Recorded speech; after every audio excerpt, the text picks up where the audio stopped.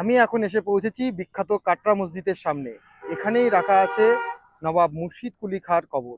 ১৭২৩ থেকে ২৪ মাত্র ২ বছরের মধ্যে এই মসজিদ তৈরি করান মুর্শিদ কুলি খাঁ।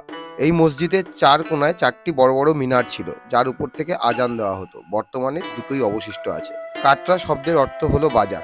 সেই সময় এই মসজিদের বাইরে এক বিরাট বাজার বসতো। সেখান থেকে এই মসজিদের নাম হয় কাটরা মসজিদ। প্রায় ২০০০ নামাজি এখানে একসাথে বসে নামাজ পড়তে পারত। এই মসজিদ একাধারে ছিল একটি মাদ্রাসাও। ১৮৯৭ সালের এক ভয়াবহ ভূমিকম্পে এর গম্বুজ ও মিনারের ব্যাপক ক্ষয়ক্ষতি হয়।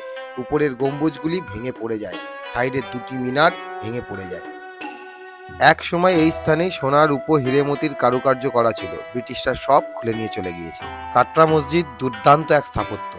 আপনারা এখানে আসলে ইতিহাসকে নিজে হাতে ছুঁয়ে দেখতে পারবেন। এই যে সামনে চৌকো চৌকো খোপগুলো দেখছেন, এখানে লাগানো ছিল বেলজিয়াম কাঁচ। রাতে চাঁদের আলো যখন এই বেলজিয়াম কাঁচের উপর এসে পড়তো, তখন এই মসজিদ আলোকিত হয়ে উঠত। ইংরেজরা যখন এই দেশ ছেড়ে যায়, তখন এই কাঁচগুলো সব ভেঙে দিয়ে যায়। এই হলো কাটরা মসজিদের প্রধান প্রবেশদ্বার।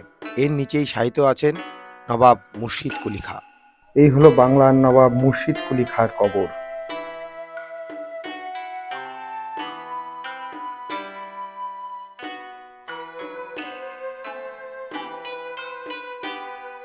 আমাদের বাংলার ইতিহাস কতটা সমৃদ্ধ সেটা কিন্তু মুর্শিদাবাদ আসলে জানা যায়। আপনারা যারা মুর্শিদাবাদ ভিজিট করেছেন তারা অবশ্যই জানেন। এখনও যারা মুর্শিদাবাদ ভিজিট করেননি তাদের কাছে অনুরোধ, আপনারা একবার মুর্শিদাবাদ ভিজিট করবেন, আপনাদের ভীষণ ভালো লাগবে। আমি আপনাদেরকে ঘুরে দেখাচ্ছি মুর্শিদাবাদ। কেমন লাগছে সেটা কমেন্ট করে জানাতে ভুলবেন না কিন্তু।